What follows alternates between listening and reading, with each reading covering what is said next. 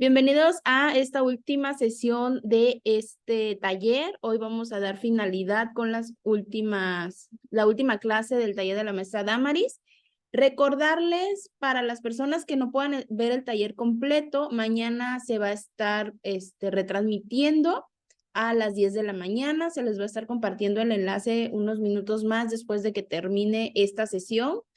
Y también recordarles para quienes ya hicieron el pago de su constancia el día de hoy y todavía el día de mañana, en el transcurso de la mañana, el día viernes ya les va a estar llegando la constancia junto con sus materiales ahí en el correo que ustedes nos proporcionaron. Recuerden que para los que hayan adquirido o vayan a adquirir la constancia, les vamos a estar haciendo llegar el material de este taller que son las clases, la presentación y material adicional. ¿Sale? Tienen hasta el martes 5 de septiembre como fecha última para hacer el pago de la constancia. Y también el día 5, sí, exactamente. El día 5 es la última fecha para realizar el pago de la constancia para obtener pues tanto la constancia como los materiales. Vamos a iniciar ya la sesión para que pues nos alcance el tiempo ya para que la maestra Damaris nos dé los últimos detalles de este taller. Maestra Damaris, le voy a activar el audio y bienvenida. Muchas gracias. Espero que se encuentren muy bien el día de hoy. Vamos a terminar este taller que considero es muy importante y fructífero para poder pulir todas esas habilidades que necesitamos al momento de evaluar. Y bueno, aquí vamos a empezar esta sesión número 3 hablando precisamente de aspectos que van a ir relacionados en la educación superior. ¿Ok? Si bien es cierto, es necesario que nosotros consideremos a la evaluación y al aprendizaje como probablemente dos conceptos que puedan ser entendidos como un debate imprescindible. Los modelos educativos están conformados tanto por modelos educativos contemporáneos, que en este caso se remiten a una evaluación como un mecanismo de autorregulación. Esto quiere decir que para poder garantizar la capacidad de que las personas puedan aprender, es necesario que todo ese aprendizaje lo lleven a lo largo de su vida ante una sociedad incierta y cambiante. Entonces, para poder comprobar que realmente una persona está en un constante proceso de aprendizaje, la evaluación como un mecanismo de autorregulación se debe de entender como un concepto recurrente, como una práctica necesaria en la formación. Ahora, por otra parte, tenemos la evaluación también como un mecanismo de participación y autonomía. Esto es porque es necesario que la participación de los estudiantes sea efectiva en sus procesos de aprendizaje, y la tarea del docente en este caso es promover que ese aprendizaje se pueda dar a través de la socialización, a través de diversas prácticas e intervenciones que se realizan en determinado contexto educativo.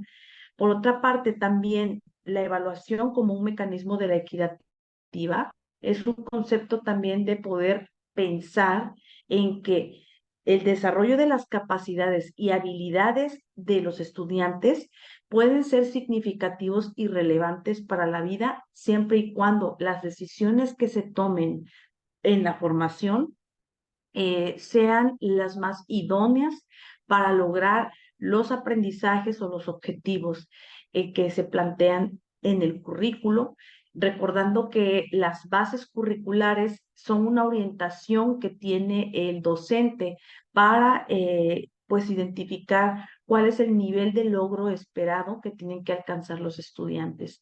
Pero para poder definir ese desarrollo de capacidades y habilidades, es importante hacerlo desde un sentido de equidad educativa.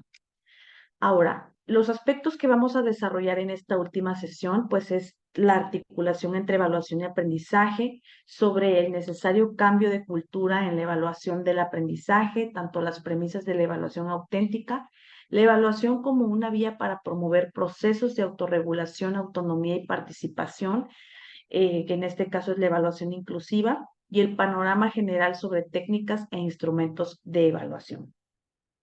Veamos, la primera parte que en este caso vamos a tratar sobre la articulación entre la evaluación y el aprendizaje. Es necesario que nosotros conozcamos los componentes que definen este concepto de evaluación, teniendo en cuenta que la evaluación se puede entender como un concepto técnico. ¿Qué quiere decir eso? Que puede ser un proceso sistemático que está diseñado de manera intencional y técnicamente y tiene la finalidad de poder recolectar información tanto rigurosa como valiosa y al mismo tiempo válida y fiable, orientada a emitir un juicio de valor y tomar decisiones en la cuestión de formación. Recordemos que en este caso estamos hablando de un proceso de evaluación que en este caso es una evaluación con enfoque formativo. ¿Sí? Entonces es necesario que nosotros también tengamos ese concepto como un componente elemental de la evaluación. Ahora, la evaluación también es entendida como un componente educativo. Esto significa que es un proceso que va a implicar el diálogo constante, la comprensión y la mejora de los procesos de enseñanza y aprendizaje. En este sentido, es importante que todos los ajustes que se realizan es porque, lógicamente, se pudo analizar el andamiaje necesario para reconocer si el estudiante, el alumno y demás está logrando ese proceso de aprendizaje. Entonces, la evaluación también implica el que nos mantengamos en constante comunicación con el estudiante para comprobar que realmente esté logrando esos aprendizajes, que realmente se sienta motivado para aprender independientemente de la etapa o el nivel educativo que esté cursando. Muchas veces nos centramos en hablar, por ejemplo, más de la educación básica. ¿Por qué? Porque es la principal, vamos, es el principal derecho del ser humano, de la infancia, y necesitamos también ser conscientes que el desarrollo, en este caso de los niños, es fundamental para que los primeros procesos de formación que ellos tengan realmente sean útiles para el resto de su vida y que estos aprendizajes se consoliden a través de esos ajustes, de esas, pues finalmente, de esas adecuaciones que se puedan brindar una vez que ya se identificó la necesidad. También el concepto de evaluación puede ser entendido desde un componente ético, porque en este caso se requiere ceder control y responsabilidad en las demás personas. Y por supuesto que es un componente social, porque la evaluación pues está cargada de consecuencias, tanto de selección, promoción, certificación, clasificación, independientemente del nivel. En este caso nos centramos más como en la parte de educación superior, pero estamos también conscientes de que existen distintos, componentes sociales que permitan evaluar cualquier nivel educativo. Imagínate una escuela que se dedica a la enseñanza del idioma inglés, puede lógicamente enseñar a cualquier ser humano de cualquier edad, pero para poder corroborar que esos aprendizajes o que si es efectiva la enseñanza que se brinda en determinada institución, siempre es importante que pase por un proceso de evaluación, que muchas veces puede ser una certificación, a lo mejor puede ser una promoción, ¿sí? Todo depende del proceso que se realice.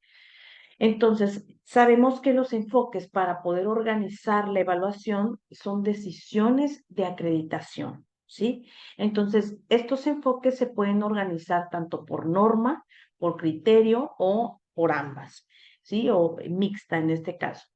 Esto se refiere más bien a que el docente va a poder determinar a través de este proceso estas cuestiones que implican la acreditación de cualquier nivel educativo. Estamos hablando a lo mejor también desde simplemente la parte de no solamente de concluir un nivel educativo, sino también la cuestión del simple hecho de analizar un proceso formativo en los estudiantes. Entonces, esto también es útil e importante porque no se olvida el principal objetivo que tiene la evaluación. Ahora, pues sabemos que el centro de todo, pues, es el aprendizaje, porque sabemos que el aprendizaje es un proceso biocultural, es mediado por estructuras cognitivas. En este caso, aquí empleé el concepto de filogenético y ontogenético y cultural, que esto significa, en otras palabras, de cuándo, cómo y qué aprender. Entonces, esta parte es necesaria porque se va a derivar del contexto educativo, se va a derivar también de todos los procesos cognitivos del ser humano, independientemente de la edad que tenga. También por otra parte, pues al hablar de aprendizaje, sabemos que existen diferentes tipos de aprendizaje, ¿sí? Hablamos desde un aprendizaje mecánico, rutinario, hacia la parte integradora, compleja, creativa. Entonces, de esta manera también vamos al mismo tiempo relacionando cómo es la práctica docente. Si en algún momento se centró para poder adaptarse o adecuarse a los tipos de aprendizaje de los estudiantes. También el aprendizaje va muy vinculada a la organización de este, tanto del trabajo individual al trabajo colaborativo, el aprendizaje social. Finalmente, el aprendizaje va a ir 100% implicado a la relación que éste tiene con el ser humano, con los grupos sociales, y saber que el aprendizaje se da de distintas maneras, ¿sí?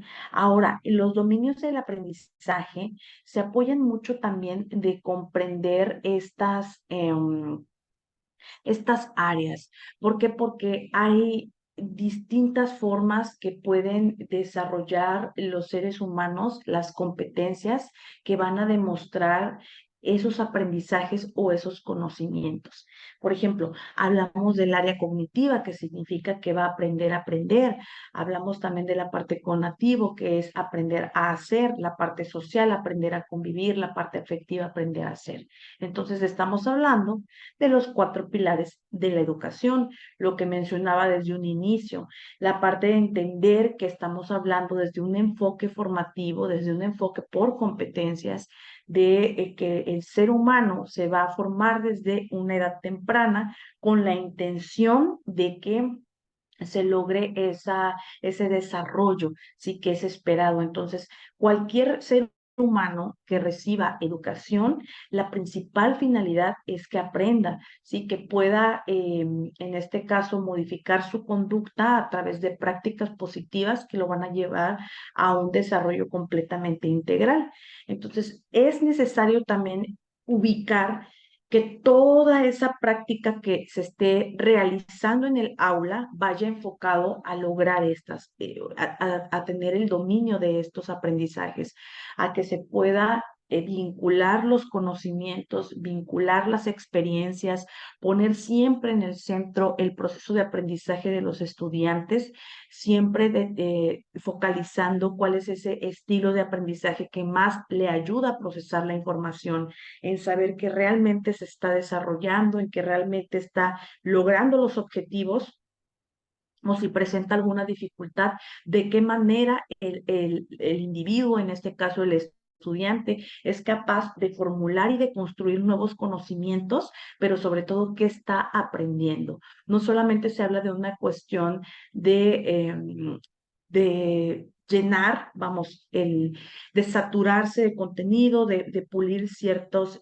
conocimientos que pueden ser esporádicos y que realmente no se desarrolle una competencia que finalmente le va a permitir tener una utilidad práctica en la vida cotidiana. Entonces, es importante que todas las prácticas docentes vayan vinculadas también a estos procesos que finalmente forman una parte necesaria en todos los niveles. O sea, así sea un pequeño que va a educación inicial, que es parte hoy en día, tan solo en México, de la educación básica, sabemos que aunque es un proceso que puede ser básico, va a ir muy enfocado también a que los niños desde temprana edad puedan desarrollar esos conocimientos y creando en ellos la conciencia de que va a aprender a pues cada uno de estos cuatro pilares de la educación. Entonces, el dominio cognitivo se va a entender como el saber, los conocimientos declarativos, hechos, conceptos, datos, que es elemental que toda persona sepa. Es aquí cuando muchas veces nos pueden preguntar, oye, es una pregunta de cultura general y muchas veces las personas, aunque probablemente tengan el conocimiento pues el dominio cognitivo de cierta información, no significa que toda la vida lo practicó a pesar de que lo aprendió en determinada etapa.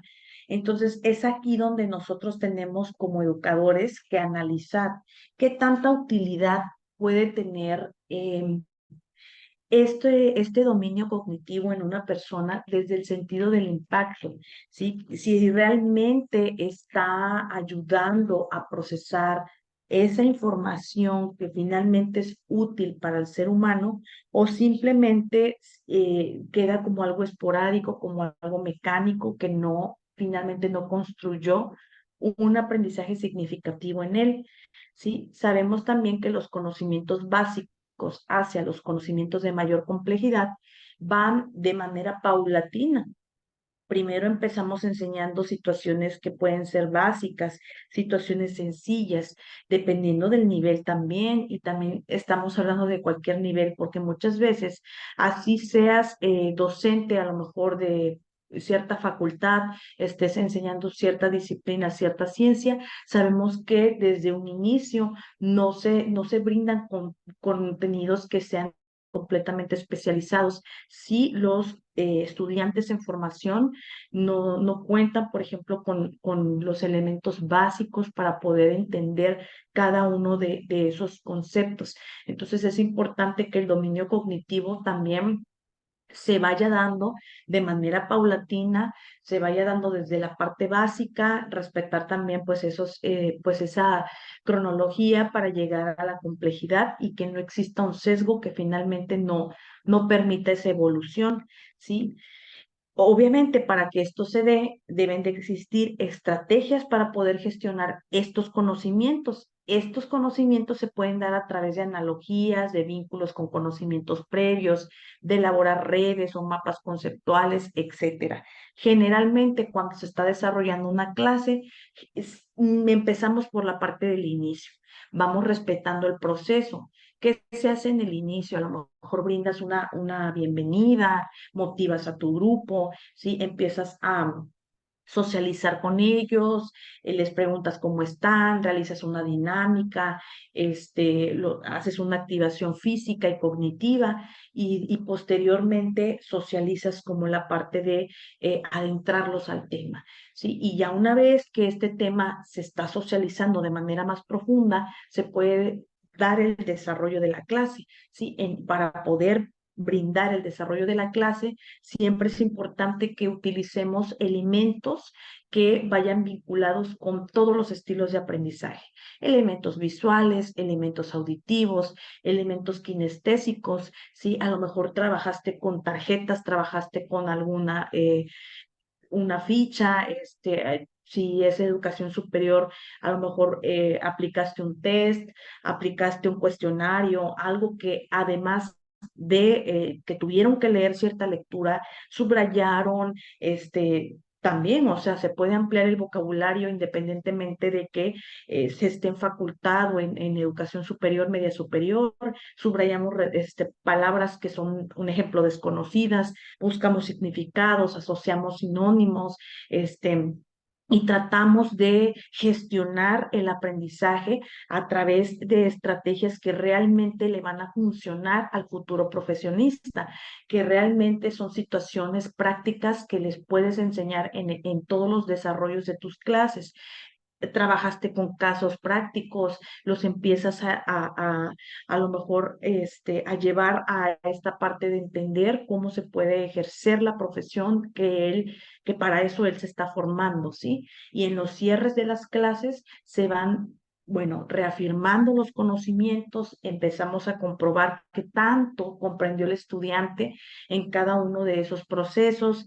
Podemos sacar conclusiones de manera grupal, también de manera individual. Gestionamos la parte de la evaluación, la autoevaluación, la coevaluación, pero siempre tratando de entender que este dominio cognitivo va a requerir de constantes procesos y de muchas situaciones que se ven implicadas para poder lograr dicho aprendizaje.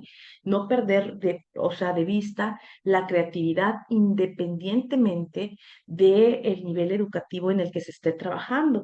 A veces sabemos que es tedioso por cuestiones de tiempo, por cuestiones complejas, por cuestiones administrativas, pero yo creo que también el aprendizaje, sobre todo de situaciones en donde no se cuenta con una preparación previa, pues empieza a despertar ese interés y de estimular esos conocimientos con algo que sea más sencillo de facilitar ese proceso.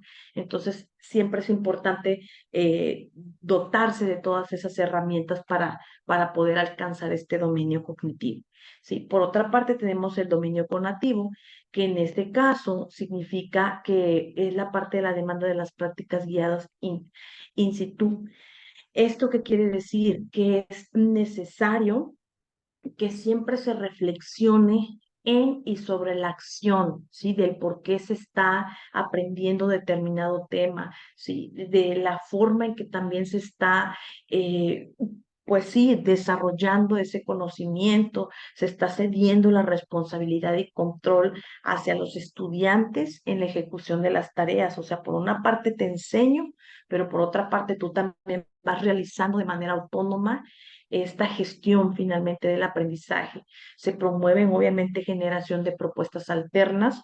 Yo ya te expliqué una teoría que está fundamentada o que va acompañada de este contenido, de esta situación, pero tú que estás entendiendo de qué otra manera lo resolverías. Imagínate que a lo mejor eres docente de la facultad de medicina o de derecho o de alguna carrera universitaria que puede ser compleja en la vida cotidiana, bueno, que realmente todas son complejas, pero estamos hablando ahorita específicamente de casos en los que necesariamente se requiere de una preparación sí o sí constante, sí o sí innovadora, sí o sí, en el que otras pues vidas y personas dependen de. Entonces, aunque todas estas profesiones son necesarias para la vida, ah, en algunos casos el nivel de responsabilidad suele ser más estricto, más específico. Entonces aquí empezamos también a cuestionar al estudiante de, bueno, ¿y tú cómo lo resolverías? Dada estos conocimientos, casos, experiencias que se han compartido en clase, ¿de qué manera tú lo resolverías? Entonces le damos también ese poder al estudiante para que a través de su autonomía empiece a ejercer pues su dominio cognitivo a través de la metacognición, a través de que nosotros estemos observando cómo es capaz de resolver una situación problemática que va finalmente asociada a lo que él se tiene que preparar durante esa formación profesional. Entonces, de esta forma se van pues dando las prácticas guiadas, tiene tu visto bueno, tiene el visto bueno de algún otro asesor, ¿sí? Él aparte está realizando prácticas profesionales. Entonces, esta situación generalmente tiene que ser la más reforzada, tiene que ser muy acompañada, monitoreada y siempre brindándole al estudiante las sugerencias de que se puede mejorar y se pueden superar cualquier obstáculo que se presente en su proceso de aprendizaje, ¿sí? Bueno, y no es tanto que finalmente, sino también la parte del dominio afectivo, bueno, en este caso es importantísimo porque incluye pues el desarrollar actitudes, valores, comportamientos que sean tanto éticos y morales porque esto finalmente va pegado al desarrollo personal, las emociones, la motivación, las atribuciones, y esto habla mucho de la parte de, pues de que nosotros tengamos la seguridad de que lo que estamos depositando en los estudiantes se hace con una intención formativa objetiva. ¿Sí? La parte lógicamente afectiva es tan necesaria en un proceso de educación independientemente de la especialización y el nivel educativo. No, nunca hay que perder de vista la parte de la sensibilidad, de poder conectar con los estudiantes y que la motivación es importante incluso cuando se es adulto, cuando se tiene estudiantes que son adultos, que se enfrentan a otras situaciones de vida muy distintas a lo mejor a un estudiante que es menor de edad o un estudiante que simplemente es joven y su situación de vida es completamente diferente. Entonces, es como la imagen, no es por desanimarlos, pero algunos de ustedes no van a terminar ni una carrera de 100 metros y con su ayuda menos. Pues claro, porque en lugar de promover la parte de que tú puedes, lo vas a lograr, ok, esto es complicado, pero todo sacrificio, mira, te va a llevar a la meta que tú te propongas. Y si tú sientes que esto es difícil, verás que, o sea, lo vas a lograr. Entonces, nosotros necesitamos tener la certeza, tener fe en nuestros estudiantes y no que ellos, aunque no tengan la seguridad, no confíen en nosotros, dan por hecho de que todos los propósitos que ellos tengan en su vida los van a lograr independientemente de las situaciones sociales, políticas que pueden existir en nuestro contexto social y de vida, porque a veces eso también suele ser como algo muy común. ¿Para qué terminar una carrera profesional o para qué seguir estudiando si finalmente voy a ganar menos de lo que a lo mejor ahorita estoy ganando? No es cierto que voy a triunfar, eh, se desvalora mucho el profesional, situaciones que de alguna manera van apegadas a la parte del desánimo, en no perseverar, en no seguir nutriendo sus conocimientos. Entonces, el dominio efectivo sí o sí se tiene que reforzar en cualquier nivel. Tú hazles entender a tus estudiantes que todas las metas que se propongan realmente las van a lograr. Pero si tú desde el fondo de tu corazón, como docente, no tienes esa, pues, esa creencia, esa motivación, pues no vas a inspirar. Entonces, esa es la parte que también el docente tiene como tarea, o sea, es fundamental. ¿Sabes qué? Si te desmotiva muchas cosas de ser docente porque te das cuenta que no es ahí, mejor retirarlos porque esta parte se tiene que hacer con mucha responsabilidad y mucho compromiso. Entonces hay que reforzar en todo momento esas actitudes y valores para que esos estudiantes, personas que de alguna forma dependen de nosotros, puedan lograr los propósitos que tengan con su vida. Entonces el dominio afectivo va a alterar la apreciación del yo y la relación con el otro. Y eso es lo que no debemos de permitir que se fracture esa relación, porque pues lógicamente genera un impacto en el proceso de formación, ¿sí? El dominio social guión interacción es importante porque se realiza a partir del trabajo colaborativo, se pueden llegar a acuerdos, se puede discernir, establecer metas en común, asumir responsabilidades y esto finalmente enriquece en la formación del ser humano. Esto, por supuesto, que va vinculado a los procesos formativos, a los procesos de evaluación porque muchas veces una situación como una experiencia, una palabra, algo que me dijo el compañero de junto, puede interferir lógicamente en el grado de los aprendizajes que se puedan que se puedan presentar en el contexto educativo. Entonces, realmente necesitamos integrar a una comunidad ¿sí? Desde el enfoque epistémico, disciplinario, ¿sí? Y disciplinar, porque finalmente es un trabajo en conjunto, es un trabajo en equipo y todos están lógicamente en el aula por un propósito y esa es la parte que no debemos de perder de vista.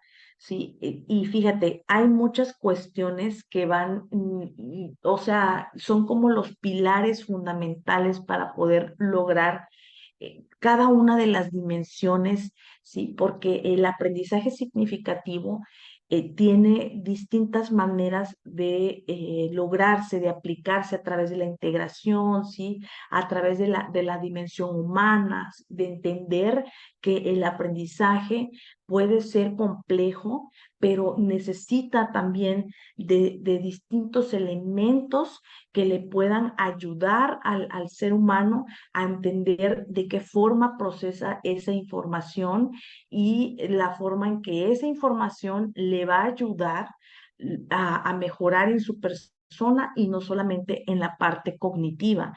Entonces, eso es lo que también nosotros necesitamos comprender, ¿verdad? Entonces, una característica importante de la taxonomía de Fink es que no es jerárquica, sino más bien es relacional e interactiva.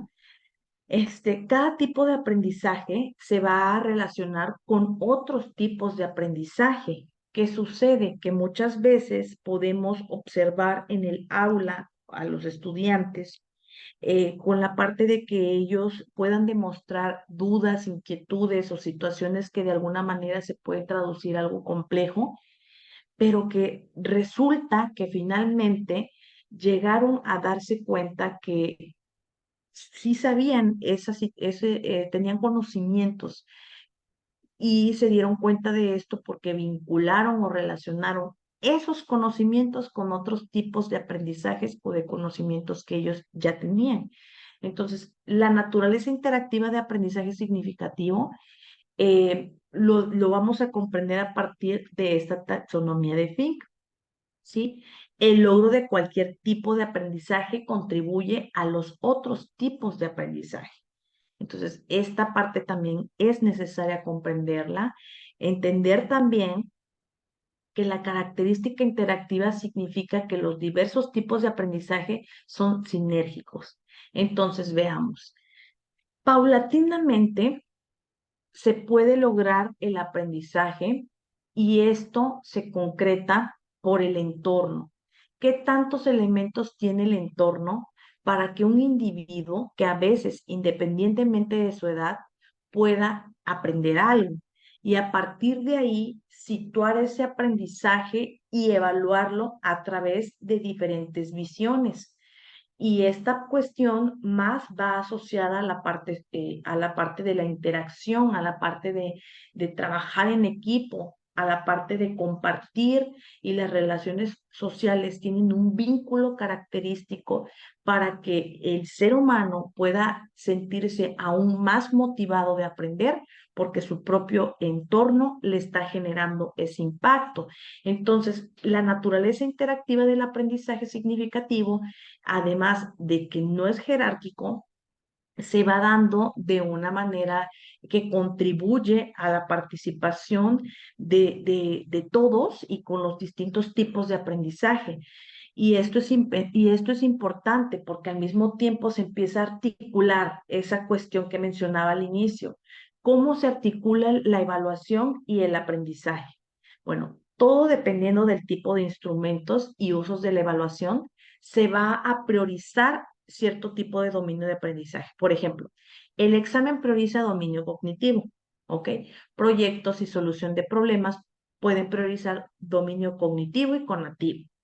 Y a través de los portafolios se puede fortalecer la valoración del dominio cognitivo, conectivo y afectivo, la autoestima, la autoeficacia, etc. Veamos. A veces necesitamos cuestionarnos como docentes, ¿para qué evalúo? ¿Cómo evalúo? ¿Sí? ¿Qué aspectos estoy priorizando en el aprendizaje a través de la evaluación? ¿La evaluación es un medio o como medio? cómo puedo articular varios dominios del aprendizaje en la evaluación, cómo utilizo los resultados de la evaluación para la mejora de la evaluación del aprendizaje y qué rol tienen los estudiantes en su evaluación. Entonces, vamos a la parte pues sí, que es integral. No solamente nos vamos a quedar con la idea de que, bueno, el estudiante tiene que demostrar que realmente aprendió, sino que nosotros comprobemos que realmente el alumno, el estudiante aprendió y que está ejecutando ese aprendizaje. Y que pues por mucho que también, si estamos hablando de educación superior o de media superior, dependa específicamente más del estudiante, ¿cuál es tu compromiso como docente para que ese estudiante realmente esté motivado de seguir adelante, de seguir aprendiendo y no se deje llevar por situaciones afectivas o del entorno que puedan truncar ese proceso de formación? Porque finalmente estamos hablando de que asisten a la escuela, asisten pues sí, a cualquier institución, porque se busca que aprendan, se tiene el objetivo de enseñar y se tiene el objetivo de formar al ser humano de forma que se complemente esa formación con la educación que recibe desde la casa. Entonces, hay que cambiar como pues sí, la mentalidad de que solamente es la parte de cumplir con un plan o programa de estudios y ya, hasta aquí se terminó mi intervención, sino que realmente esa intervención fue útil. Y eso tú te vas a dar cuenta al momento de analizar, bueno, ¿para qué estoy evaluando? ¿Cómo lo hago? ¿Lo hago siempre de la misma manera? Tomo en cuenta tanto la parte cognitiva, conativa, la parte de la parte afectiva, de entender también que al mismo tiempo este estudiante está relacionando los conceptos y tiene mucha congruencia lo que tiene en la mente con lo que hace, con lo que dice. Entonces, esta parte también es necesaria reforzarla, incluso, o sea, todas las universidades, en cuestión de materia formativa, este, en determinado momento de la disciplina o carrera profesional que se esté enseñando, siempre hay una materia que habla de código de ética profesional, siempre.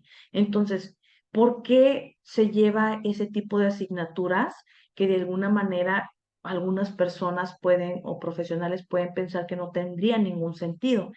Y finalmente esto habla de valorar y tener una perspectiva educativa de una manera integral y entender que tú vas a enseñar como a ti te gustaría que le enseñaran a tus hijos, como a ti te gustaría que le enseñaran a tus sobrinos o a los seres queridos que tú tengas en tu entorno. Entonces, imagínate que esos estudiantes realmente están, pues sí, o sea, están en tus manos y es una responsabilidad importante analizar, bueno, de qué manera se está interviniendo y de qué forma se está llevando a cabo este rol que tienen tanto estudiantes como los docentes en relación a su proceso de evaluación, ¿sí? Parte de esto también es hablar sobre las competencias, ¿verdad? Los sentidos en la educación superior.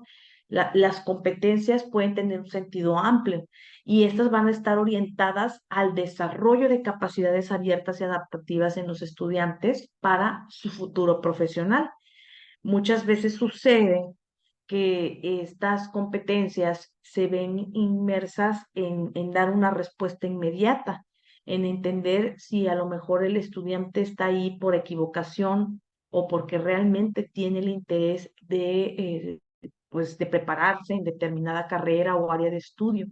Y estas cuestiones competitivas, finalmente, como son de capacidades abiertas y adaptativas, van a definir finalmente el trayecto pues, del futuro de todos los estudiantes y al mismo tiempo nosotros tenemos que entender que parte de estas competencias es que tiene un sentido estrecho, que esto va enfocado a la parte de satisfacer el mercado de trabajo y puede tener también un carácter utilitarista, mecánico y rutinario. O sea, no solamente es como, bueno, sí, obviamente hablamos de la parte de la formación, de la parte del futuro, del crecimiento y demás, pero también estamos pensando en la parte social, en la parte de que qué utilidad tendría eso más adelante para la sociedad. Y pues esto es fundamental porque parte de esto también se da pues el claroscuro de las competencias, ¿sí? Que tiene un sentido estrecho, que hay implicaciones educativas, ¿sí? Que responden de manera exclusiva a las necesidades laborales o que se hacen tareas rutinarias o que poseen un carácter práctico y anti-intelectivo. Entonces, esta cuestión posiblemente sea como la contraparte o ver las situaciones desde otro enfoque y que finalmente también esto muchas veces nos lleva como a perderle mucho sentido como en la práctica, en el mero escenario educativo. Y eso es la parte que nosotros debemos de empezar a mejorar, ¿verdad? Nuestra concepción de la práctica docente y obviamente de los procesos de evaluación. El claroscuro de las competencias también es que pues demandan trabajo intelectivo y el desarrollo de habilidades interpersonales, ¿sí? Implicación de la innovación profesional, que está vinculado con la capacidad de poder tener problemas complejos e incertidumbre.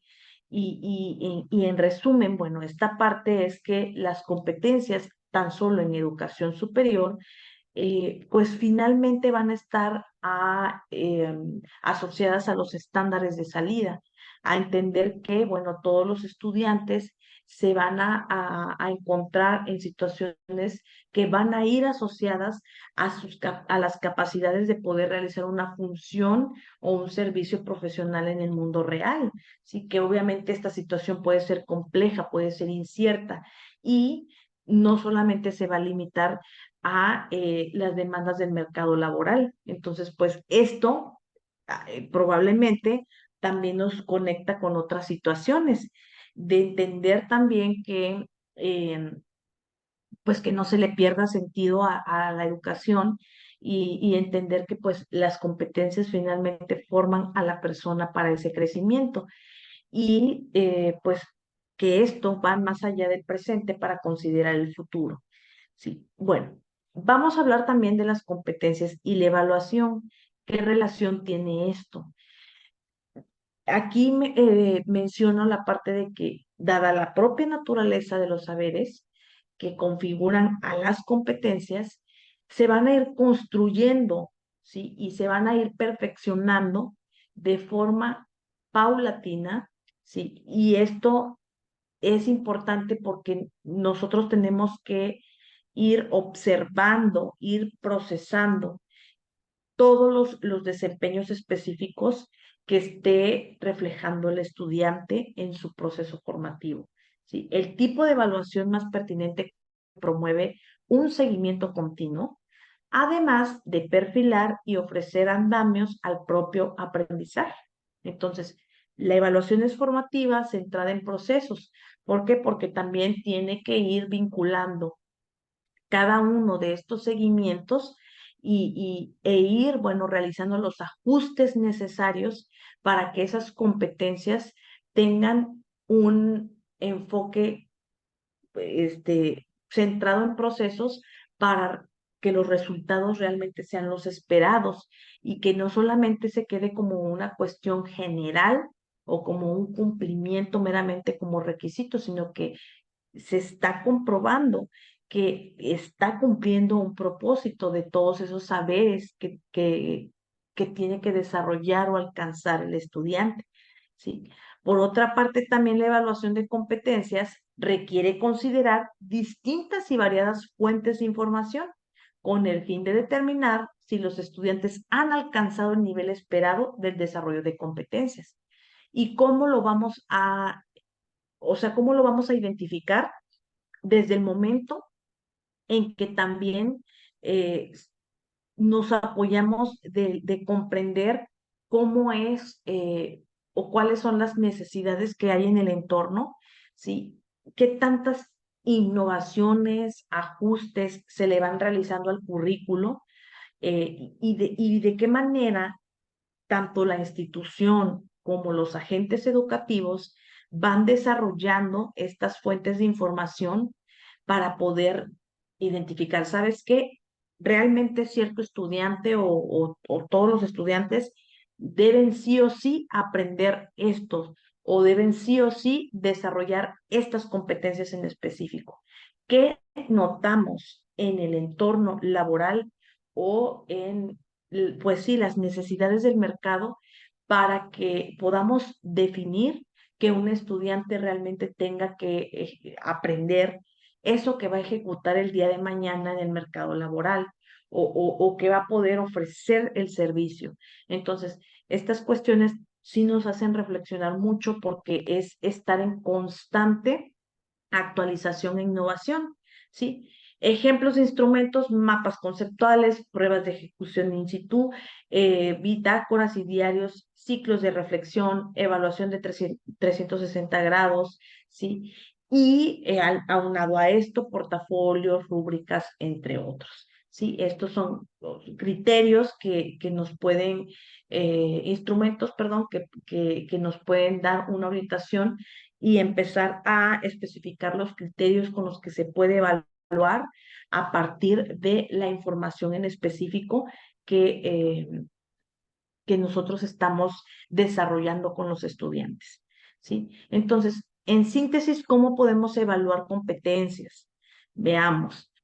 Es importante que se pueda realizar esta evaluación a través del desempeño en contexto, pues situaciones de aprendizajes que realmente sean importantes, que sean significativas tanto para la cultura profesional y que éstas representen retos, ¿sí? Hay que trazar en el currículum los desempeños a alcanzar, ¿sí? Productos de los procesos formativos, tanto en la parte básica, media, alta, mantener una lógica horizontal y transversal, que realmente eso que está plasmado en el currículo sí va a permitir que el día de mañana pues ya el egresado sea capaz de ejecutar una tarea a partir de lo que, bueno, se pretendió desarrollar y alcanzar durante su formación.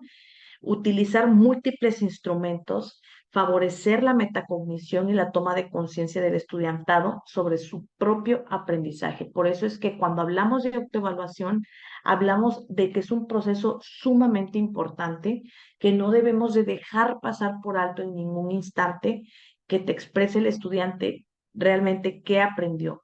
Porque cuando el estudiante no expresa lo que él aprendió en un proceso, definitivamente no hay pues una respuesta clara, ¿verdad? No hay una eh, concreción de que todo eso que él desarrolló en su formación no está completamente consolidado.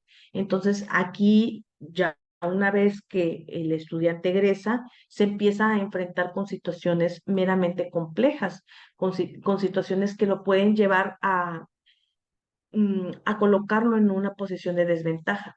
Entonces, toda esta información siempre es importante considerarla cuando se está hablando de un enfoque competitivo, al momento de evaluar, de generar estos conocimientos a través del apoyo de múltiples instrumentos de evaluación.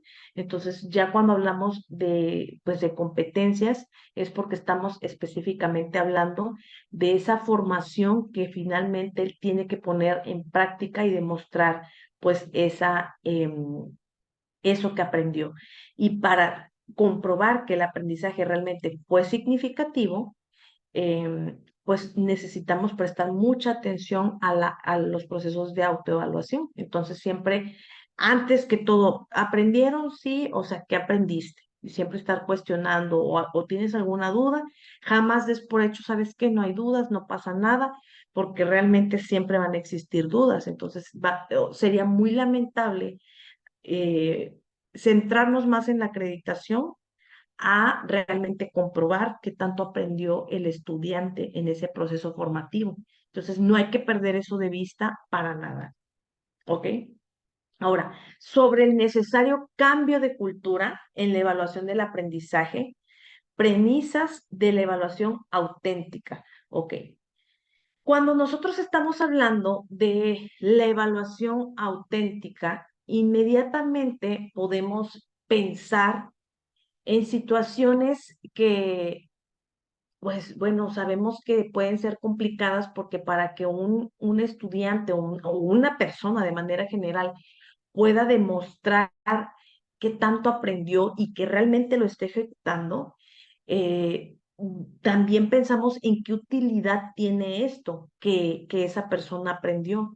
Si realmente es algo que además de que le va a ayudar a sí mismo, va a contribuir realmente a su entorno. Entonces, se me viene a la mente la cuestión de que las cosas que se evalúan son útiles como soportes dinámicos para la reflexión y la acción, más que como productos estáticos con valor por sí mismos.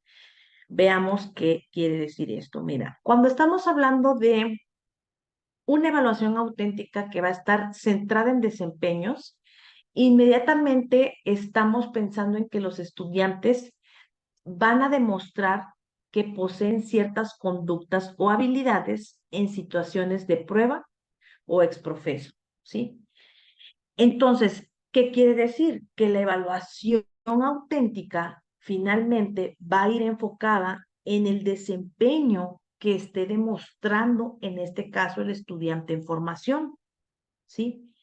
Imagínate que tú eres docente de gastronomía, ¿sí? Y tú sabes que gastronomía es una carrera sumamente práctica, pero no porque sea sumamente práctica deja a un lado la teoría. ¿Sí? Hay distintas, desconozco exactamente que tenga realmente que saber un chef, un licenciado en gastronomía.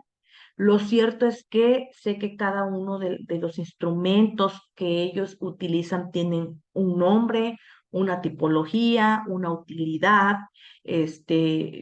saben de los procesos que debe de tener la elaboración de los alimentos, dependiendo incluso también el lugar, el país y demás, ¿ok? No solamente es cuestión como de que, mira, ¿sabes qué? Ya aprendiste a hacer una sopa por sentido común lleva estos elementos, estos ingredientes, porque para empezar, no todas las sopas se cocinan de la misma manera, ya que existen una diversidad de lugares, de gastronomía y obviamente nada va a ser igual. Entonces, son situaciones que finalmente lleva a que un estudiante, por ejemplo, de gastronomía, sepa, pues, que tenga un concepto general de la cocina, pero al mismo tiempo sepa que existen diferentes tipos de, pues de elaboración de alimentos y que para que se pueda comprobar este tipo de conocimientos, siempre hay que tomar en cuenta la aplicación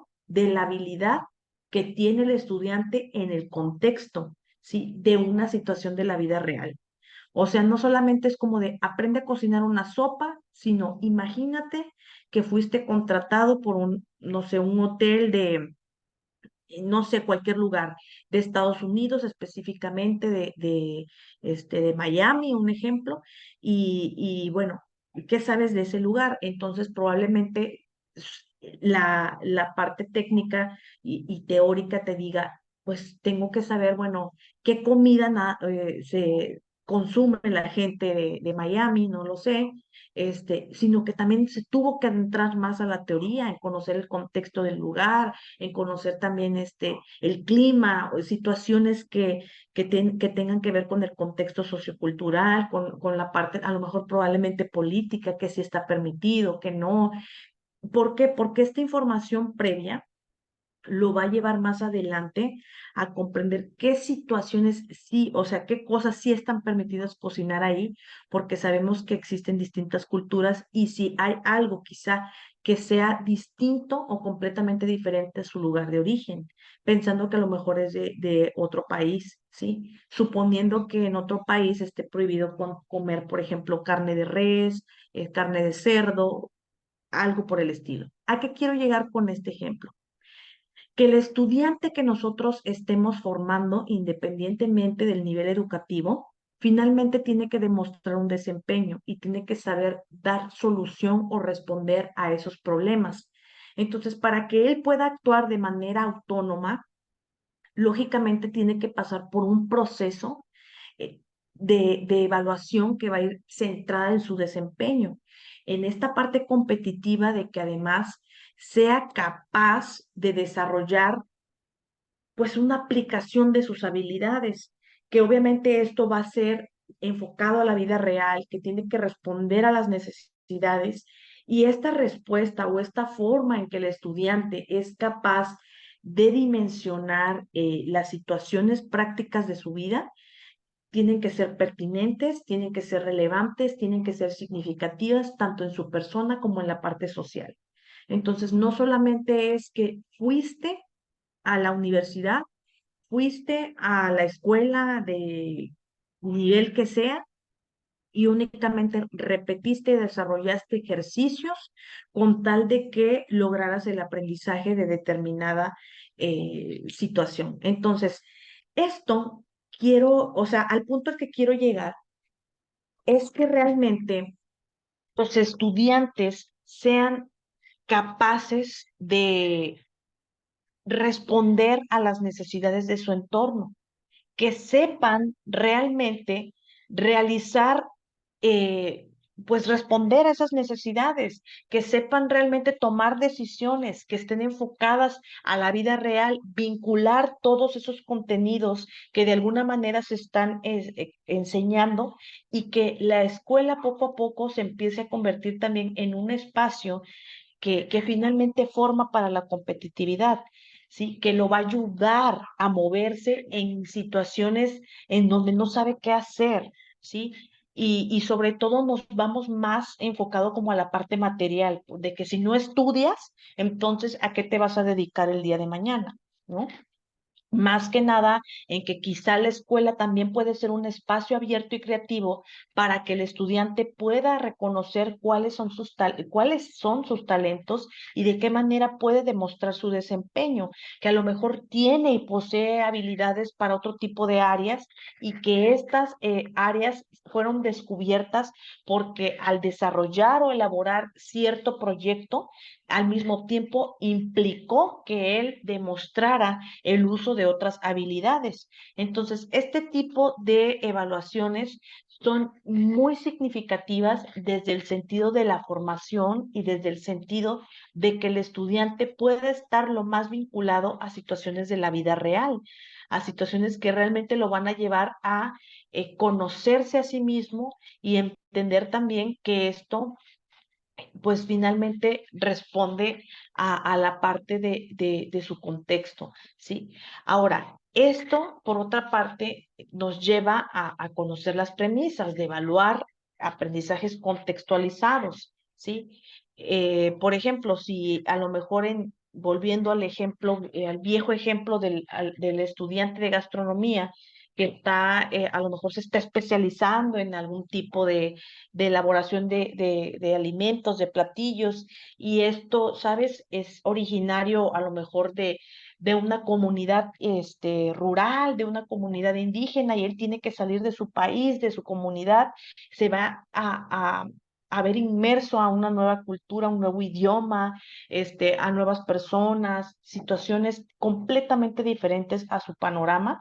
Entonces, esta parte también va a que para que pueda llegar a eso, él se tiene que contextualizar no solo con lo que ya conoce de por sí, sino que también para que él haya logrado esto, previamente, estoy hablando de niveles anteriores, ya se le familiarizó. Entonces, ¿cómo es que el estudiante, por ejemplo, cuando está en primaria, que le estás enseñando geografía, por dar un ejemplo, pues te apoyas del mapamundi, del globo terráqueo y estamos pensando en cierto país del continente africano o algo por el estilo. Y teóricamente, bueno, ya ubiqué en el mapa donde queda África, cierto país y demás, pero nada más, o sea, no hay algo que lo lleve a él a imaginar o a pensar que hay algo más allá de eso, sino que probablemente le puedas decir, ¿sabes qué? Pues este es el planeta, estos son los continentes que existen, estos son los países y demás, pero tú algún día puedes ir ahí, ¿sí? Porque fíjate, vamos a meternos a internet, mira cómo son los lugares, cómo son las religiones, la forma en que se viste la gente, los alimentos que se consumen, el idioma que se habla, el clima que prevalece, ¿sí? O sea, vamos poco a poco a involucrar al estudiante con diversos contextos y no solamente a crearle esa idea de que pues solo está lo que él conoce, sino que hay cosas que van más allá, cosas que realmente pues van a sumarle, ¿verdad? Dentro de su proceso de aprendizaje. Entonces, es importante estructurar situaciones que obviamente van a promover que todos los estudiantes puedan resolver de manera activa tareas tanto complejas como auténticas mientras usan sus conocimientos previos, el aprendizaje reciente y las habilidades relevantes para la solución de problemas reales van a responder lógicamente a todas esas necesidades, a todas esas situaciones que en determinado momento se van a requerir. ¿Sí? Entonces, por lo anterior, la evaluación auténtica se enfoca en el desempeño del aprendiz. ¿Sí? ¿Cómo fue su desempeño? ¿En qué te basaste para colocarle de calificación final un 100 o un 10? ¿Qué sí cumplió? Que además de una rúbrica, ¿con qué otro instrumento te apoyaste para evaluar el aprendizaje? ¿Sí? Utilizaste, por ejemplo, una evaluación que además de lo cognitivo, además de lo conativo y de lo afectivo, este, no sé, promovió o notaste que esa actividad promovió que el estudiante se moviera por sí mismo a buscar información o a buscar más información de lo que a lo mejor tú le habías compartido inicialmente, ¿sí? Ya terminó el ciclo escolar, se le olvidó, a lo mejor te lo vuelves a encontrar un año, 2 años después, le vuelves a preguntar, oye, ¿realmente lo aprendió? Porque eso a veces sucede, ¿no? De que después de que se dio un tema, ya pasó una semana o unos días, ya, pues ya se les olvidó. Y no, o sea, realmente es esta parte de que todos esos aprendizajes estén contextualizados, pero que no se olviden. O sea, que realmente son cosas que "Ay, sí lo vi". Pero bueno, es importante reconocer también que cuando ya llegamos a cierta edad, al dejarlo de practicar, probablemente pues empieza a olvidar. Pero esta parte es de que si el estudiante ya se aprendió la tabla del 9 es que va a cumplir 45 50 años y no se le tiene que olvidar la tabla del 9, ¿sí?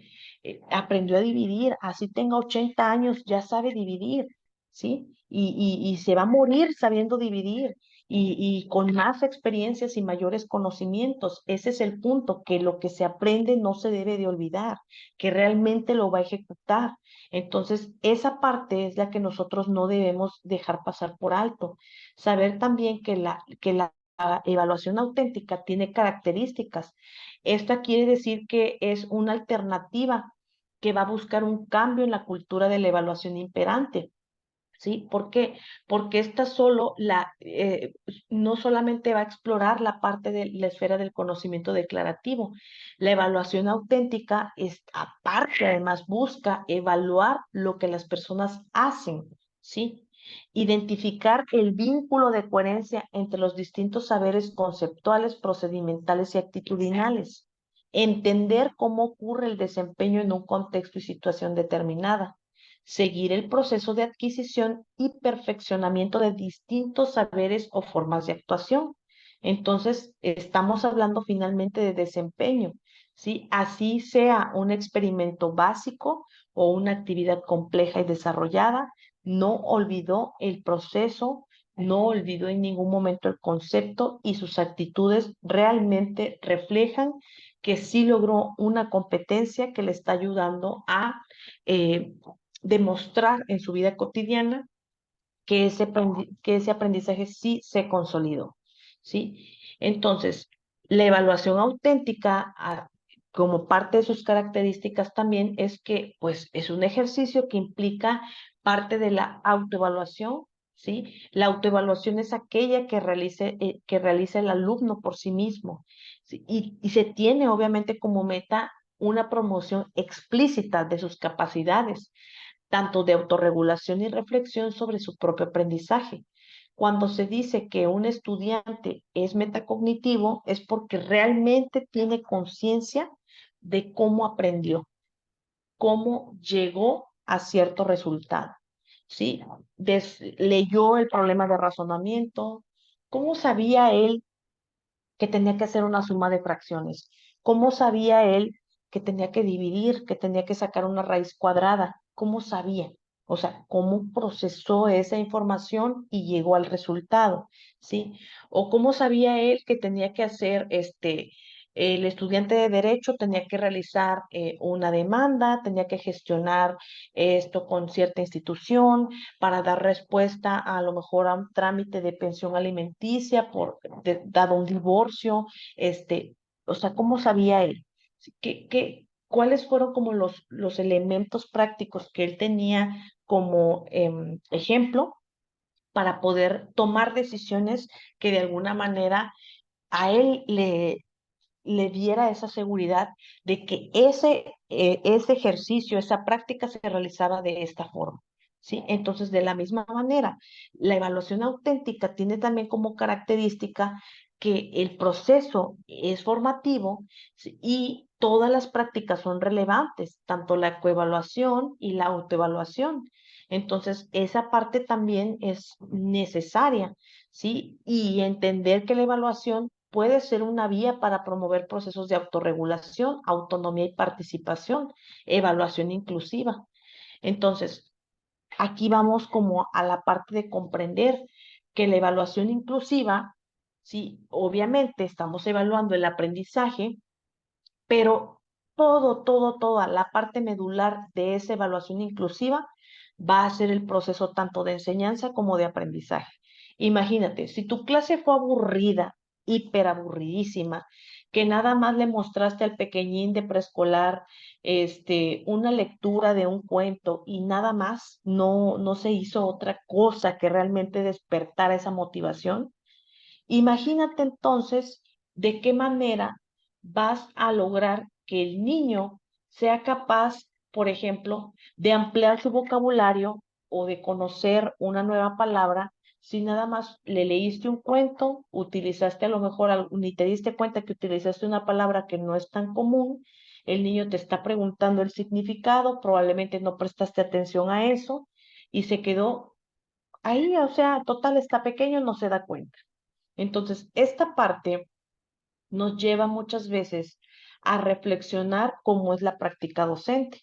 Sí, híjole, creo que las estrategias de enseñanza que empleé no, o sea, no fueron atractivas para mi clase del día de hoy.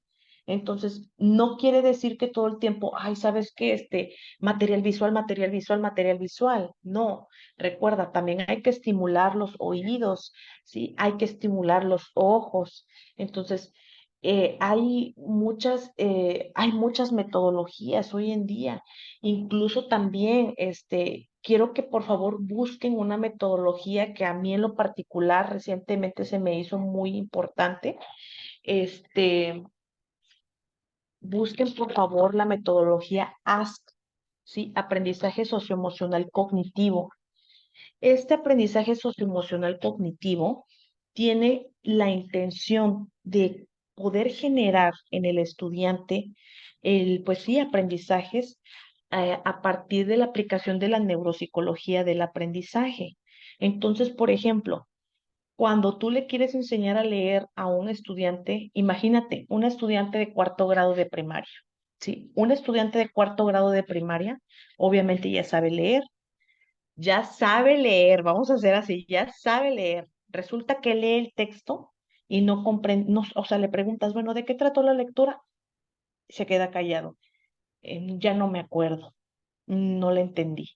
Ok, entonces resulta que tú ahí te diste cuenta, no, cero comprensión lectora. Entonces aquí, la metodología el aprendizaje socioemocional cognitivo tiene algo que se llaman ejercicios acádicos, ¿sí?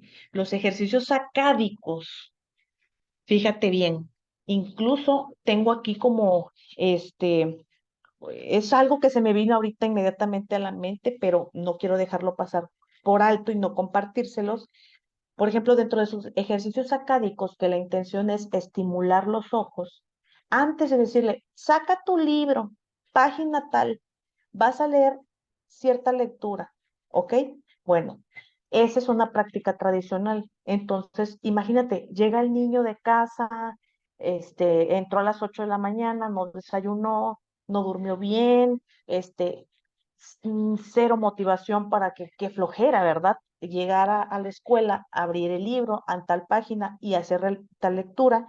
Imagínate que con esta metodología, además de que activamos al estudiante de manera cognitiva, de manera física, se pudo utilizar a lo mejor el sonido de de cierta canción, se realizó una dinámica corporal, se empieza a estimular los ojos a través de los ejercicios sacádicos. Entonces, fíjate, un ejemplo de ejercicio sacádico llamado vertical es que, imagínate, le vas a indicar que sin mover su cabeza va a dirigir la mirada hacia el techo. O sea, su mirada, su cabeza la tiene en una posición, normal, y únicamente la mirada la va a llevar al techo y regresa, y otra vez al techo y regresa, ¿sí? Y luego va a parpadear varias veces. Entonces, y nuevamente en ese ejemplo, mira sobre el horizonte, techo, parpadea, ¿sí? Puede ser rápido, puede ser despacio, y luego le indicas que mire hacia el suelo, ¿sí? En el horizonte y luego hacia el suelo, en el horizonte y luego hacia el suelo, varias veces. Y nuevamente le indicas que parpadee varias veces, ¿sí? Entonces, después, finalmente, que mantengan la mirada en cada posición, o sea, en el horizonte, luego arriba, ¿sí? Y luego abajo, durante tres segundos, ¿sí? Esto es como un tipo de ejercicio sacádico que propone la metodología ASK para que, lógicamente, ahorita te lo expliqué, lo hice súper despacito, pero si tú lo haces con dinamismo, es un ejemplo de que, bueno, primero preparaste los ojos del niño. No le dijiste, ¿sabes qué? Saca tu libro, lee tal lectura, ni te importó, ni siquiera le pusiste atención si leyó bien, si comprendió, si a lo mejor en la lectura venía una palabra desconocida, o tú me entiendes, alguna cuestión compleja, primero lo preparas, ¿sí? De la misma manera, hay ejercicios, así como verticales, hay horizontales, hay una diversidad de ejercicios acádicos que sí me gustaría que por lo menos investigaras esa parte para que practiques con tus estudiantes, aunque estén pequeños de preescolar, porque mira, también en preescolar se puede practicar la lectura, aunque no sepan leer, como pictogramas, ¿sí? Como dibujos, carteles, títeres, tarjetas. Todos esos símbolos finalmente se traducen en palabras, en situaciones conceptuales que el niño desde pequeño le da un significado. Entonces no hay que dar por hecho de que, ay, ¿sabes qué? No sabe leer. Le enseño esta tarjeta, ve el dibujo y como no sabe leer, pues él, ay, arco iris, flor, ¿sí? Pero no sabe lo que dice. No es necesario que decodifique el mensaje que tenga escrita la tarjeta. Es que el simple hecho que él ve una forma, ve un color, él ya está dando por hecho un significado. Y eso también es practicar la lectura de una manera, este, no está de manera explícita, ¿sí? A lo mejor de una forma implícita. Y ahí, de esa forma, poco a poco vamos, preparando también que esos procesos de evaluación no sean tan drásticos, sino que empiecen a incluir poco a poco las necesidades de los estudiantes. Es que no puedo hacer una clase sin tener que considerar ciertas estrategias porque hay un niño que tiene déficit de atención, todo el tiempo está desconcentrado, no sé qué hacer con él, bueno, en fin. Y estas situaciones nos deben de mover a que, bueno, piensa cómo estás enseñando, qué estás utilizando, ¿sí? No necesitamos, a veces aquí decimos mucho en México, no necesito tanto circo, maroma y teatro. Bueno, sí, obviamente en preescolar muchas veces, pero más que nada, la acción que tú vas a realizar con él tiene que responder a algo que sea lógico también para el estudiante y que no solamente lo deje como de, ¿y eso qué tiene que ver con tal cosa? Sino que desde pequeño le empiece a tomar sentido a todo lo que le estás enseñando. ¿Por qué? Porque lo relaciona con lo que lo rodea. Así también en primaria, así también en secundaria, ¿sí? Entonces sucede que muchas veces en secundaria, como volviendo al ejemplo de las matemáticas, es que ecuaciones, ¿para qué? Si yo en la vida cotidiana no las aplico. A lo mejor no las aplicas por el momento, pero ¿qué tal y tu sueño es ser ingeniero? ¿Tú sabías que un ingeniero necesita saber esto? Necesita, o sea, tú te investigas, ¿verdad? A lo mejor no sabes qué necesita saber un ingeniero, pero a lo que voy es que tú no sabes. ¿Qué tal y el día de mañana vas a ser ingeniero? Sí, y imagínate que vas a ser ingeniero civil, necesitas saber muchas matemáticas, necesitas, si me entiendes, hablarles con mucha ilusión. ¿Por qué? Porque sea como sea la situación, ellos van para arriba y esa parte no es la que no la debemos de perder de vista. Entonces, esa desmotivación, si tú sientes que en tu forma de ser, en tu mente, en tu corazón, en tu estado de ánimo, hay algo que realmente te está imposibilitando motivar, entonces tú te tienes que mover y empezar a gestionar qué necesitas tú para sentir que tu vocación que la velita de tu vocación no se está apagando, que realmente se mantiene encendida porque hay un significado, hay algo que está en constante movimiento dentro de ti. Entonces, esa es la parte también de comprender cuál es el objetivo de la evaluación inclusiva, ¿sí? Analizar los planes de estudio, saber si también dentro de los planes de estudio se está incluyendo algo que tienen que aprender, ¿sí? Por ejemplo, si un estudiante de segundo grado te dice, maestra, yo quiero aprender a multiplicar, aunque sea una multiplicación sencilla, ¿por qué no se lo vas a enseñar si él te está diciendo que quiere multiplicar? Obvio, primero cerciórate que él sepa los conocimientos previos para que pueda aprender algo nuevo o algo más complejo. Pero aunque no venga en el plan, o sea, independientemente de eso, se puede realizar ese tipo de procesos porque finalmente eso va a favorecer la participación del estudiante y obviamente su propio proceso de aprendizaje se va a ver desarrollado. Entonces, es necesario también entender que la evaluación es una acción participativa que obviamente tiene un impacto muy relevante a nivel social y que en todo momento el estudiante es un sujeto crítico, ¿sí? Es un sujeto responsable. ¿Por qué? Porque tú le estás indicando también desde la parte de la formación, desde la parte de los valores, el por qué es así. Ahora, la evaluación del aprendizaje promueve la inclusión educativa, entendiendo esta última como una palanca para la participación del estudiantado. ¿Sí? Si tú a lo mejor no hiciste o no planteaste una pregunta de socialización en tu clase, y te estás notando que ellos quieren participar, toma en cuenta la palabra de tus estudiantes, porque ellos te quieren compartir algo. Entonces, eso muchas veces pasa que el estudiante que tiene dudas, pues por miedo, por timidez, nunca levanta la mano. Pero ¿qué tal si otro compañero expone una duda que el que no levanta la mano tiene?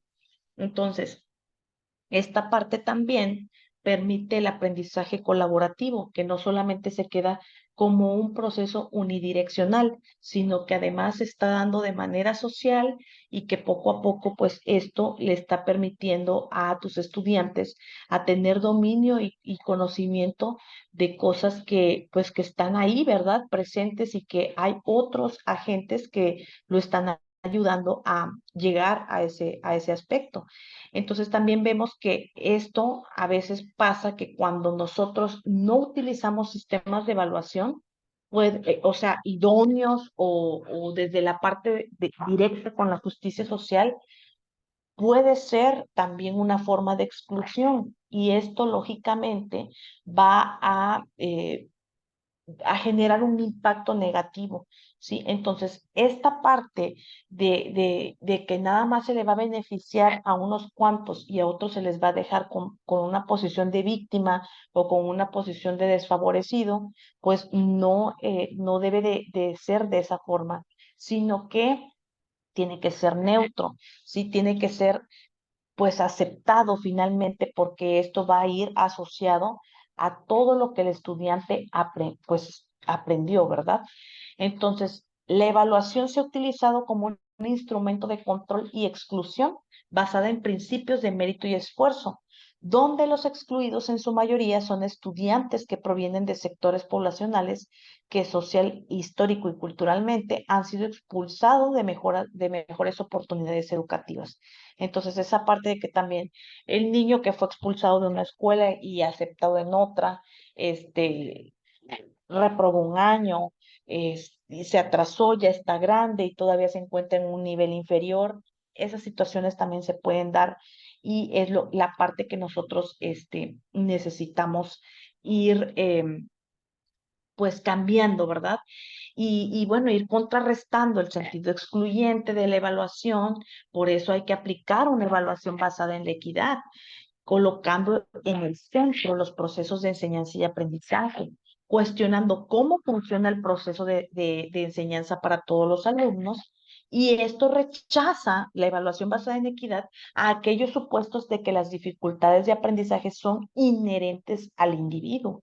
Entonces, esto también es lo que nosotros necesitamos saber y saber que también se necesita favorecer la participación activa de los alumnos, la retroalimentación eficaz, lógicamente va a facilitar a los estudiantes adaptar la enseñanza teniendo en cuenta los resultados de la evaluación, reconocer que la evaluación impacta la motivación y autoestima de los alumnos, ¿sí? De repente un estudiante te puede sacar una nota baja, bueno, esa retroalimentación bríndaselo en privado para que no genere un sentimiento de rechazo en él, ¿sí? La necesidad de que los estudiantes sean capaces de evaluarse a sí mismos, que ellos mismos reconozcan sus propios resultados, su propio significado. ¿Sí? Por eso es importante que el rol docente esté enfocado a resignificar el sentido de la evaluación formativa, que sea relevante que los docentes compartan las intenciones del aprendizaje, los criterios de éxito, promover el diálogo a través de preguntas, constantemente pregunta, pregunta, algo que sea motivador, algo que realmente ponga a pensar al estudiante, ¿sí? Algo que responda lógicamente con la relación que tiene con lo que estás enseñando, que promueva el diálogo, ¿sí? Que busque la formulación de respuestas de manera colaborativa, que ofrezca retroalimentación sobre la tarea, que más que limitarse a calificar y que promueva obviamente la autoevaluación y la coevaluación. Por una parte, estamos hablando de que pues los estudiantes sí se autoevalúen, pero al mismo tiempo puedan compartir esta situación practicándolo entre ellos, ¿sí? Ahora ya no es él solo o ya no es el docente quien lo evalúa, sino a lo mejor el compañero de junto, ¿sí? Alguien que está en su mismo nivel y que de alguna manera pueda, pues, eh, valorar de otra forma y con otra perspectiva los conocimientos. Entonces, te recuerdo, técnicas de observación, el checklist, las escalas de estimación, los incidentes, pruebas de ejecución de desempeño, ejecución de actos académicos o profesionales, desarrollo de procesos completos, la presentación de productos o resultados, ejercicios de simulación, cuadernos de campo o de laboratorio, portafolios, pruebas orales.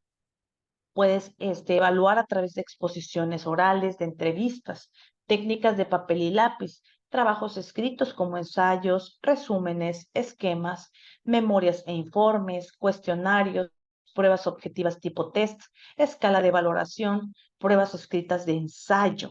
Entonces, esta parte también, de ser posible, trata de tenerla ahí a la vista y ver también que cada uno de este tipo de técnicas de evaluación sean aptas y adecuadas al nivel educativo que estés impartiendo. ¿Ok? Ahora, este formato es una sugerencia, según Johnson, Penny y Gordon, ¿sí? 2009. Los formatos de apreciación y evaluación del aprendizaje, ¿sí? Finalmente tienen una estructura que puede ir desde la parte más auténtica a la parte menos auténtica, la más cognitivamente compleja, menos cognitivamente compleja, más cobertura en profundidad de contenido, mayor cobertura en amplitud. Si el examinado construye la estructura de la respuesta o la estructura se determina por quien diseña la prueba. Más costosa o menos costosa. ¿Qué quiere decir esto? Que tú puedes desarrollar, crear, inventar, si lo quieres ver de esa manera, formatos de selección de respuestas. Puede ser una muestra de trabajo, simulaciones, pueden ser proyectos, pueden ser ensayos, pueden ser pruebas con respuestas cortas, pueden ser pruebas con opción múltiple, pruebas con opciones de verdadero y falso. Selecciona, o a lo mejor dentro de esa prueba que tú aplicas o elaboras, tiene un apartado con distintos tipos de formatos de apreciación. Aquí de qué dependerá, obviamente del contenido, de la perspectiva del docente y lógicamente también de la forma en que va a ir estructurada la información de acuerdo a la forma en que se enseñó. Entonces, esto también tendría una secuencia lógica hasta cierto punto, pero bueno, aquí también debemos de tomar en cuenta estos indicadores y esto es más que nada darnos una visión de la forma en cómo construir eso, ese tipo de pruebas. Y finalmente, pues quiero terminar esta sesión, pues que te lleves esto como una reflexión. ¿Qué papel juega la evaluación en los procesos de enseñanza-aprendizaje? ¿Sí? ¿Qué uso le doy a la evaluación y cómo la articulo con los procesos de enseñanza-aprendizaje? ¿Cómo promuevo la autoevaluación y coevaluación del estudiantado? ¿Qué tipo de instrumentos utilizo con más frecuencia para evaluar? ¿Y cuáles son los retos más frecuentes que enfrento en los procesos de evaluación? ¿Sí? Entonces, esta parte es la que debemos de analizar como docentes y no perder de vista pues todas esas necesidades que tienen los estudiantes y espero que realmente pues este tipo de estrategias que se te han compartido aquí, unas, bueno, tendrás que investigarlas, tendrás que darte ideas o buscar a lo mejor ciertos tutoriales en internet para que puedas complementar esta construcción de instrumentos de evaluación, porque recuerda, a ti te podrán compartir algún ejemplo, pero todos esos ejemplos tienen que estar adecuados a el objetivo que tú vas a evaluar, el estilo de aprendizaje que tienen tus alumnos, o por lo menos el estilo de aprendizaje que predomina en los grupos. Y de esta manera pensar que no todos los procesos de evaluación son los mismos.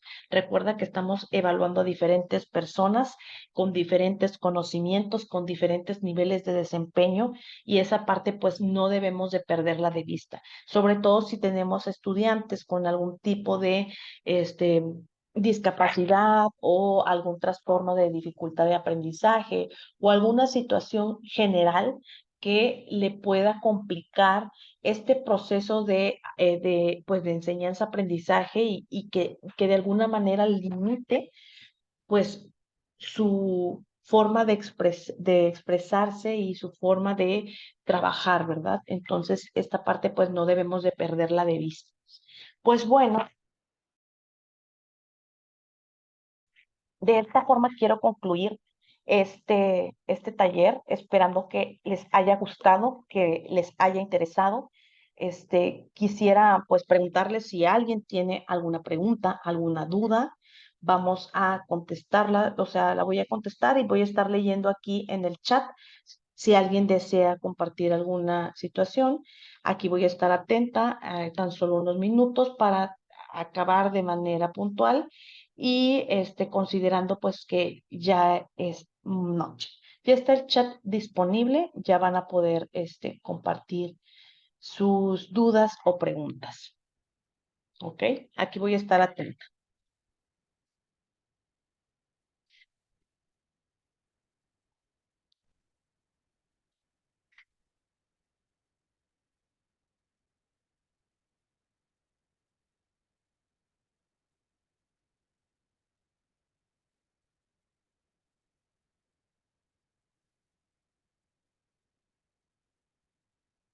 Buenas noches. ¿Nos podría recomendar pruebas para evaluar lenguaje en edad preescolar? Claro que sí. Bueno, mira, existe una prueba que se llama PLOM-R que te puede funcionar para evaluar el lenguaje en edad preescolar, y también está otra prueba de articulación que se llama ELA-ALBOR, es más sencilla de aplicar y son como las pruebas que de alguna manera son sencillas y prácticas para que tú te facilites el trabajo, porque muchas veces estando en una situación escolar puede ser un tanto tediosa por el tema de que pues el niño ya está aburrido y luego son pruebas largas, pero sí, esas son, la prueba de PLOM-R es estandarizada, nada más hay que checar si realmente está, eh, vaya, que tu alumno tenga la edad correspondiente a la prueba. Me parece que es a partir de los 3 años, aproximadamente 4 años, pero sí hay para distintas edades. ¿Cómo se llama la técnica de preparación de los ojos para lectura? Bueno, es de la metodología ASK, ¿sí? Se llaman ejercicios acádicos, ¿ok? Bueno, la metodología ASK,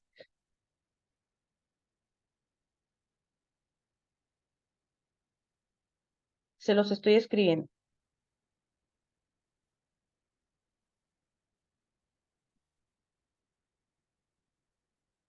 Ahí está, ¿ok? Para que puedan buscarlo y empaparse un tanto más pues de este tipo de estrategias, porque realmente, pues sí, o sea, hay que estimular muy bien el cerebro del niño y esto, pues bueno, puede ser de utilidad. Pues bueno, me alegra mucho que les haya gustado este taller. Yo estoy también muy contenta de que les haya gustado. Espero que sea de gran utilidad. Practiquen todas las sugerencias y estrategias que se comparten. Ya saben que siempre es importante pues dar lo mejor. Y pues bueno, yo quedo a la orden. Que tengan bonita noche y pues nos vemos en un próximo taller. Muchas gracias. Muchas gracias, maestra, y gracias a las personas que nos están viendo, tanto en vivo como en retransmisión. Para los que están en vivo y no pudieron ver la clase completa, mañana vamos a tener la retransmisión. Les vamos a estar compartiendo el enlace en un momento más para que puedan ver la clase de manera completa. Y a los interesados en la constancia, les recuerdo que tienen hasta el martes 5 de septiembre para hacer el pago de la constancia. Tiene un costo de 260 pesos mexicanos o 15 dólares americanos. La información se les está compartiendo en los grupos para que los que quieran y necesiten la constancia. Recuerden que quienes vayan a adquirir la constancia, pues les va a estar llegando lo que es el material del taller, las grabaciones, la presentación y material adicional. Muchísimas gracias. Les voy a compartir el enlace de los talleres que pues prácticamente precisamente este taller, esta clase es la última de agosto. Ya cerramos agosto nosotros con la maestra Damaris, con esta clase, con ustedes. Y vamos a iniciar con septiembre. Ahí les compartí un enlace en el chat, en el cual ustedes con ese enlace siempre van a encontrar disponibles los talleres que están próximos a impartir. ¿Sale? Chéquenlo y recuerden que se pueden inscribir al que ustedes deseen, a los que deseen. Son totalmente gratuitos, tanto en vivo como en retransmisión. No tiene ningún costo que ustedes estén tomando estos talleres y la misma dinámica, quienes vayan a requerir la constancia, pues tiene un costo de administrativo y también les va a estar llegando pues todo el material de ese taller. Así que pues bueno, muchísimas gracias y también quiero hacer la invitación para los que estén interesados. De todas maneras, les vamos a estar enviando la información en los grupos, pero les hago la invitación formal para los que quieran pertenecer o unirse al diplomado de neuropsicología de los trastornos del aprendizaje. Estoy viendo si no me equivoco del nombre, porque luego ando... Neuropsicología de los trastornos del aprendizaje, que vamos a iniciar sí, neuropsicología de los trastornos del aprendizaje.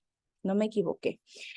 Vamos a iniciar este 5 de septiembre, este martes 5 de septiembre da inicio este diplomado. Para las personas que nos están viendo, quienes están ahorita en esta sesión, en este taller, vamos a tener no un costo diferente, porque el costo del taller es de 3,000 pesos, pero sí una facilidad para que ustedes se puedan inscribir.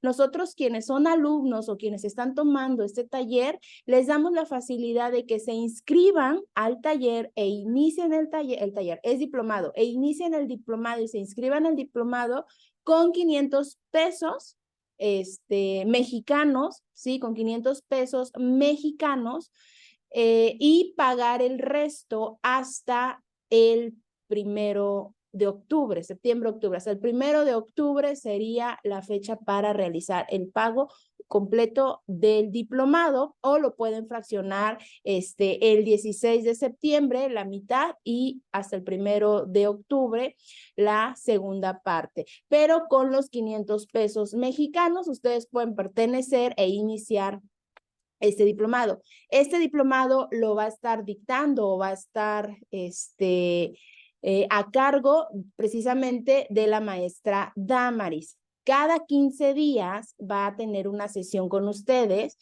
y el diplomado tiene una duración de 2 meses. Cada semana este diplomado está alojado en una plataforma en la cual cada semana se va habilitando un módulo. Quienes quieran mayor detalle en cuanto al temario o alguna duda que esté surgiendo, pueden enviarme mensaje directo. Ahí en el grupo, dentro de los administradores, me encuentran a mí como Ceci de León. Pueden ustedes mandarme mensaje directo de la duda que tengan del diplomado o si quieren mayor información y yo se los envío. Iniciamos este 5 de septiembre y pues recuérdenme si me están escribiendo que ustedes estuvieron en el taller para tomar en cuenta el apartado del diplomado con los 500 pesos. Más que apartado es inscribirse e iniciar, ¿sale? Y pues bueno, eso sería todo por este momento. Para quienes vayan a estar en otro taller, pues nos vamos a estar viendo. También a la maestra Damaris, pues la van a seguir viendo en otros talleres. Estén muy atentos a los talleres en los cuales aperturamos mes con mes. Yo soy Ceci de León, coordinadora de talleres, y para mí es un gusto estar aquí con ustedes. Nos vemos en un próximo taller. Muchísimas gracias, maestra Damaris, por estar con nosotros estos 3 días.